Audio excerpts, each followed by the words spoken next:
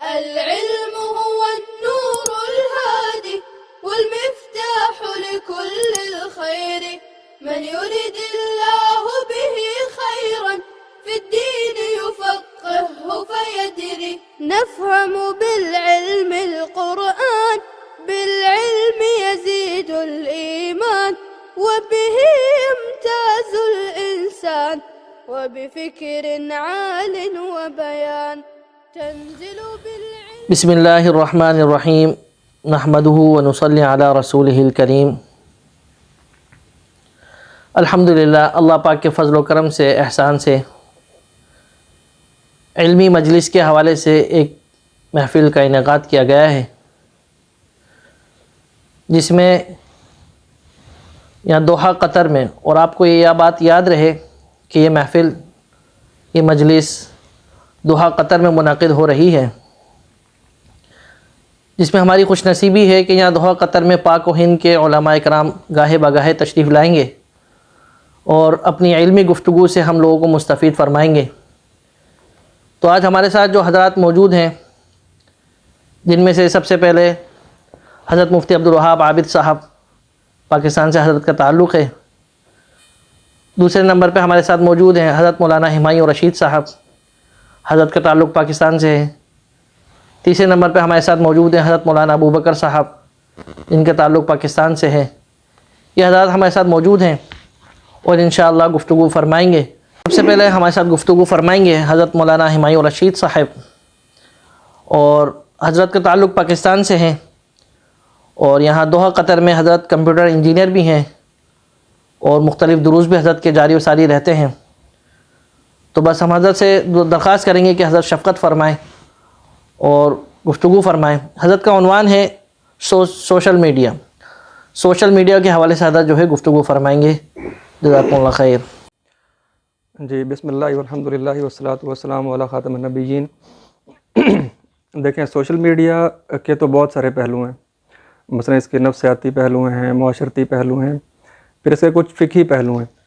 Social media کس کو بولتے ہیں، پہلے یہ بتائیے تاکہ ہمیں پتہ چلے سوشل میڈیا کیا مقصد ہے. جی، سوشل میڈیا یعنی میڈیا تو اصل میں ہے کہ ایک جگہ سے بات دوسری جگہ پہنچانے کا جو میڈیم ہوتا ہے، اس کے بہت سارے جو میڈیا ہیں ان کو مل کے ہم اس کو، یعنی میڈیمز ہیں، ان کو ہم سوشل میڈیا کہتے ہیں. مثلا جو اخبار ہے یا خطوط تھے پہلے یا رسائل تھے، یہ بہت سارے طریقے تھے جس کے ذریعے بات ایک جگہ سے دوسری جگہ پہنچتی تھی.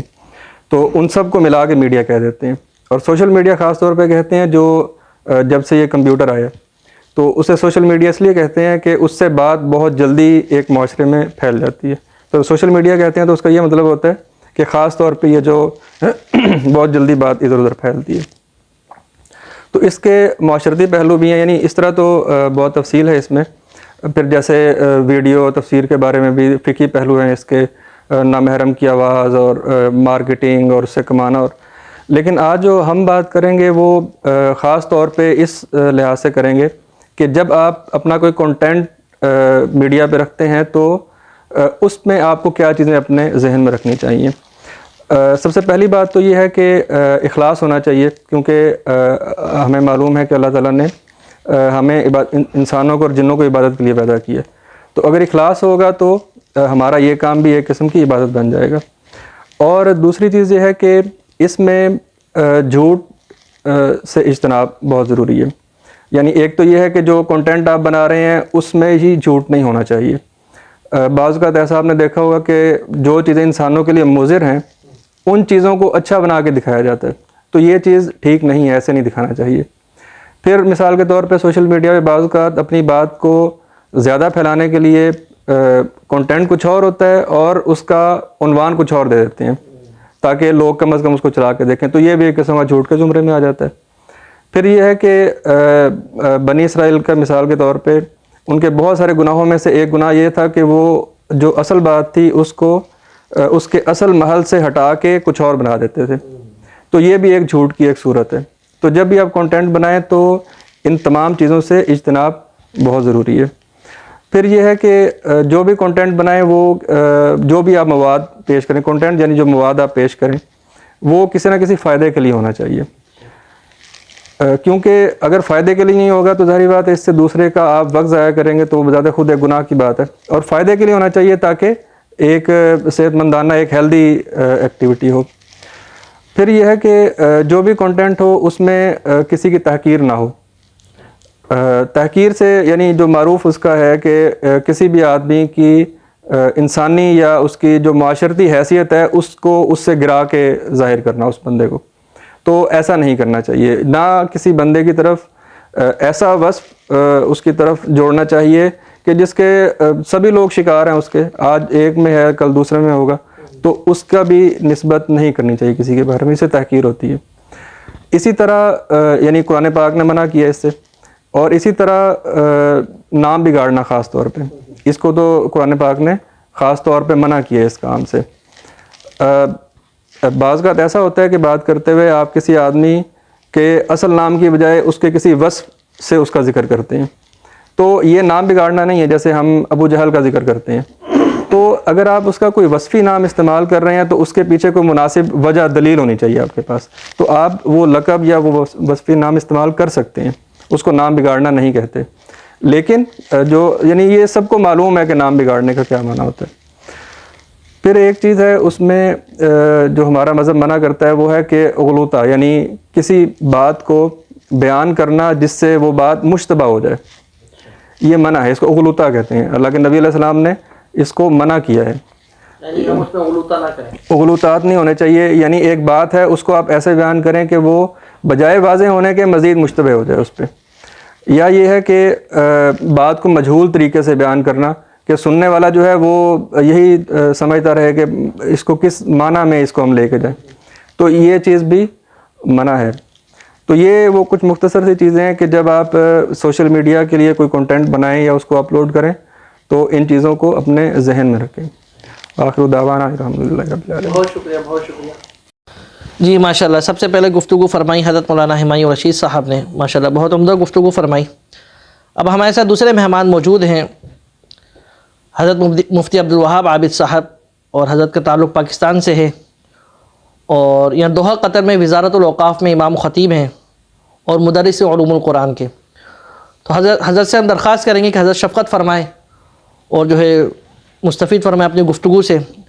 حضرت کا عنوان ہے کہ وراثت میں عورتوں کے حقوق، حضرت کا یہ عنوان ہے کہ وراثت میں عورتوں کا حقوق، تو بس حضرت سے درخواست کریں گے کہ حضرت جو اس بارے میں کچھ ارشادات فرمائیں۔ جزاکم اللہ خیر۔ نحمدہ ونصلی علی رسولہ الکریم۔ محترم سامعین، اسلام ہی وہ مذہب ہے جس نے عورتوں کو معاشرے میں ایک عزت اور مقام عطا فرمایا، اور اسلام کے علاوہ جتنے بھی مذاہب ہیں، چاہے وہ عیسائیت ہے، چاہے وہ ہندو مت ہے، بدھ مت ہے، تو اس میں عورتوں کے حقوق اتنے نہیں ہیں جتنے اسلام میں ہیں۔ تو اگر ہمارا معاشرہ جو ہے وہ عورتوں کے حقوق میں آج ناکام ہے تو اس کی وجہ یہ ہے کہ وہ اسلام کو صحیح معنی میں سمجھے نہیں ہیں، اور اس کی وجہ سے وہ اسلام کے بارے میں بات کرتے ہیں کہ انہوں نے عورتوں کو حقوق نہیں دیے۔ عورتوں کے حقوق مختلف ہیں، اور اس میں جو ایک حق ہے وہ ہے وراثت کا حق۔ سیدنا ابو سعید خدری رضی اللہ تعالیٰ عنہ سے روایت ہے کہ آپ صلی اللہ علیہ وسلم نے ارشاد فرمایا کہ جس کی 3 بیٹیاں ہوں یا 3 بہنیں ہوں، یا یہ کہ 2 بیٹیاں ہوں یا 2 بہنیں ہوں، اور انہوں نے ان کے ساتھ اچھا سلوک کیا اور ان کے ساتھ اچھا برتاؤ کیا، اور ان کے حقوق کو ادا کرنے میں وہ اللہ سے ڈرتے رہے، یعنی ان کے مکمل حقوق ادا کیے انہوں نے، تو ان کے لیے جنت ہے، اس کا بدلہ جو ہے وہ جنت ہے۔ تو یہ عورتوں کے حقوق کے بارے میں حدیث میں صراحت ہے۔ اسی طرح وراثت کے بارے میں آپ علیہ السلام کا ارشاد ہے، سیدنا ابو ہریرہ رضی اللہ تعالیٰ عنہ سے روایت ہے کہ آپ علیہ السلام نے ارشاد فرمایا کہ جو کسی وارث کی میراث کو ختم کرے گا اور اس کو میراث نہیں دے گا تو اللہ تعالیٰ اس کو جنت سے محروم فرمائیں گے۔ تو زمانہ جاہلیت میں ہم دیکھتے ہیں کہ وہاں عورتوں کے حقوق نہیں تھے، بلکہ میراث صرف ان کو ملتی تھی، اس مرد کو جو شہ سوار ہوتا تھا۔ بچوں کے حقوق نہیں تھے، عورتوں کے حقوق نہیں تھے، عورتوں کو میراث میں حصہ ہی نہیں دیا جاتا تھا۔ اور جب اسلام آیا تو اسلام نے عورتوں کو اس کے حقوق دیے، اور باقاعدہ اس کے حقوق مقرر کیے۔ چنانچہ اللہ رب العزت نے ارشاد فرمایا قرآن مجید میں کہ للرجال نصیب مما ترک الوالدان والاقربون وللنساء نصیب مما ترک الوالدان والاقربون مما قل منه او کثر نصیبا مفروضا، کہ والدین اور جو قریبی رشتہ دار ہیں جب ان کا انتقال ہو اور وہ اپنا مال چھوڑیں تو اس میں مردوں کا حصہ ہے، للرجال نصیب مردوں کا حصہ ہے، اور فرمایا کہ عورتوں کا بھی حصہ ہے، وللنساء نصیب کہ عورتوں کا بھی حصہ ہے، جو اللہ رب العزت نے ان کو حصے کو مقرر کیا ہے تو وہ حصہ عورتوں کو دینا ہے۔ ہمارے معاشرے میں ہم دیکھتے ہیں کہ مختلف قسم کی جہالتیں ہیں، ان میں ایک یہ ہے کہ ہم رسم و رواج پہ عمل کرتے ہیں کہ عورت کو جہیز دیتے ہیں، لیکن جب وراثت کی بات آتی ہے اور میراث کی بات آتی ہے تو ہم جو ہے اس سے جان چھڑاتے ہیں۔ تو عورت کو جہیز کے نام پہ ہم بہت بھاری سامان دے دیتے ہیں اور یہ سمجھ کر دیتے ہیں کہ جب میراث کا ٹائم آئے گا تو ہم ان کو میراث نہیں دیں گے، تو یہ ایک جہالت کی بات ہے۔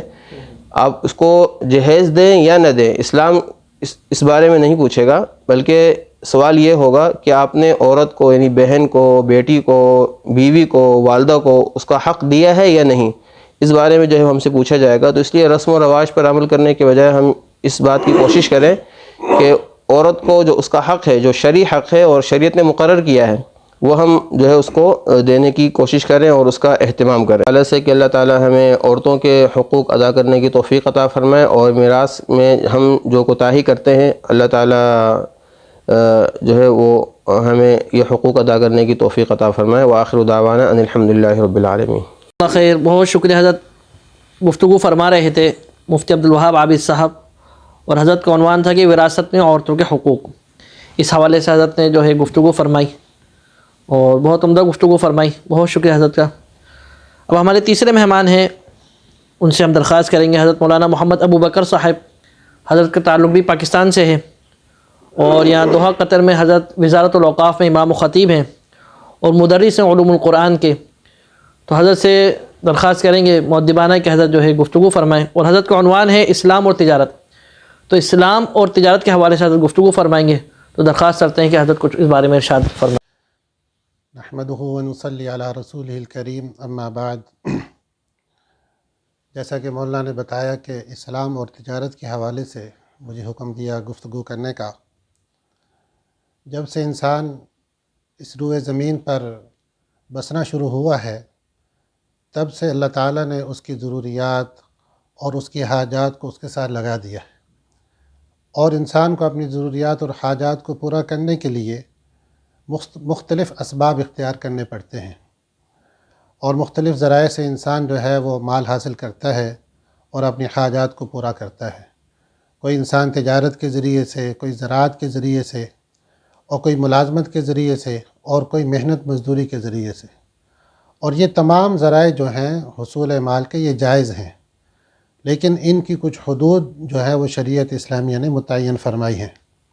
اگر ان حدود کی رعایت کرتے ہوئے ہم تجارت کریں گے تو اسے ہمارے مال کے اندر بھی برکت ہوگی، اور اس کے ساتھ ساتھ دنیا کا فائدہ تو ہوگا ہی، اخروی فائدہ بھی ہوگا، جیسا کہ نبی صلی اللہ علیہ وسلم نے ارشاد فرمایا کہ التاجر الصدوق الامین مع النبیین والصدیقین والشہداء، کہ سچا اور امانت دار تاجر جو ہے وہ کل قیامت کے دن اس کو انبیاء علیہ الصلاۃ والسلام اور صدیقین اور شہداء کی معیت حاصل ہوگی۔ اور یہ فائدہ اور یہ فضیلت اس کو کب حاصل ہوگی؟ جب وہ تجارت سچائی اور امانت داری کے ساتھ کرے گا۔ چنانچہ ایک دوسری حدیث میں نبی صلی اللہ علیہ وسلم نے ارشاد فرمایا کہ البیعان بالخیار ما لم یتفرقا فإن صدقا وبینا بورک لہما فی بیعہما وإن کذبا وکتما محق برکت بیعہما، کہ اگر دو معاملہ کرنے والے آپس میں سچائی سے کام لیں گے اور حقیقت حال کو واضح کر کے آپس میں ایک دوسرے کے ساتھ تجارت کا معاملہ کریں گے تو اللہ تعالیٰ ان دونوں کے لیے ان دونوں کی تجارت میں برکت عطا فرما دیں گے۔ اور اگر انہوں نے جھوٹ سے کام لیا اور حقیقت حال کو واضح نہ کیا تو فرمایا نبی صلی اللہ علیہ وسلم نے محق برکت بیعہما، اللہ تعالیٰ ان کے اس تجارتی معاملے سے برکت کو مٹا دیں گے۔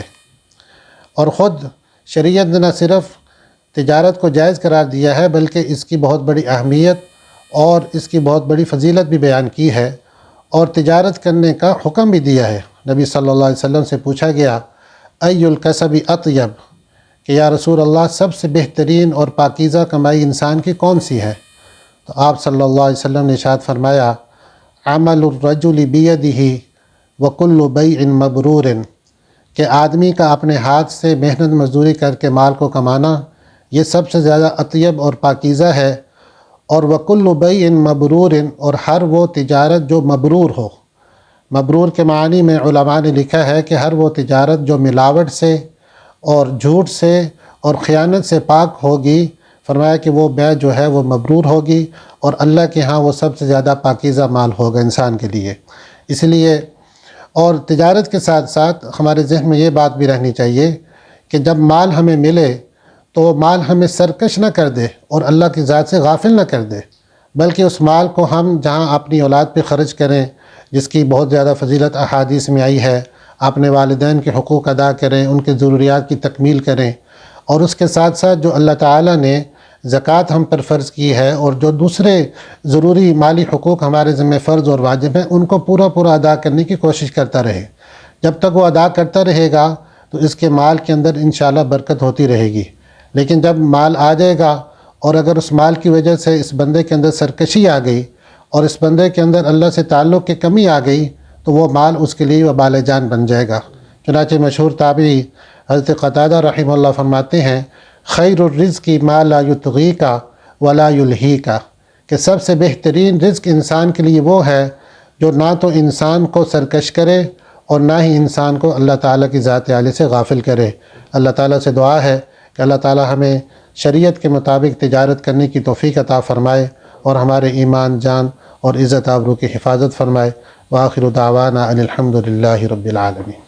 بہت شکریہ، جزاکم اللہ خیر۔ گفتگو فرما رہے تھے حضرت مولانا محمد ابو بکر صاحب، اور حضرت کا عنوان تھا اسلام اور تجارت۔ بہت جامع انداز سے حضرت نے گفتگو فرمائی، اور بہت مختصر انداز میں لیکن بہت جامع انداز میں بہت قیمتی الفاظ حضرت نے استعمال فرمائے، اور جو اہم اسلام میں، دنیا میں، معاشرت میں چیز ہے تجارت، اس حوالے سے گفتگو فرمائی۔ تو بس اسی کے ساتھ ساتھ آج کا ہم اپنا پروگرام، اپنی محفل کو، اپنی مجلس علمی مجلس کو ختم کرتے ہیں۔ اور سب سے پہلے تو ہمیں اپنے مہمانوں کو شکریہ ادا کریں گے، حضرت مولانا محمد ابو بکر صاحب، حضرت مولانا ہمایوں رشید صاحب، حضرت مفتی عبدالوہاب عابد صاحب کا حضرات کا شکریہ ادا کریں گے کہ انہوں نے اپنے قیمتی وقت نکال کر یہاں تشریف لائے، اور آپ لوگوں کے لیے ان کا آنے کا مقصد یہی تھا کہ آپ سامعین تک اپنی باتوں کو، دین و اسلام کی بات کو پہنچا دیں۔ آج کل دین و اسلام کی بات کو پہنچانے کا بہت آسان ذریعہ ہے کہ اب بات کیسے پہنچانا ہے، آپ کے یہ بات جو ہے آپ کے ہاتھوں تک پہنچا دی۔ اب آپ کا کام ہے کہ اپنے ہاتھوں سے اس بات کو اپنے کانوں تک پہنچائیں، کانوں کے بعد اپنے دماغ و دل میں اتار کر اپنے عمل میں لے آئیں۔ بہت آسان سے باتیں، وما علینا الا البلاغ المبین۔ بس آخر میں یہی درخواست کریں گے اللہ پاک ہمیں ان باتوں کو سمجھنے، غور سے سننے، اس پر عمل کرنے کی توفیق عطا فرمائے۔ دعاؤں میں یاد رکھیے گا۔ واللہ اعلم بالصواب، وآخر دعوانا ان الحمدللہ رب العالمین۔ العلم هو النور الهادي والمفتاح لكل الخير، من يريد الله به خيرا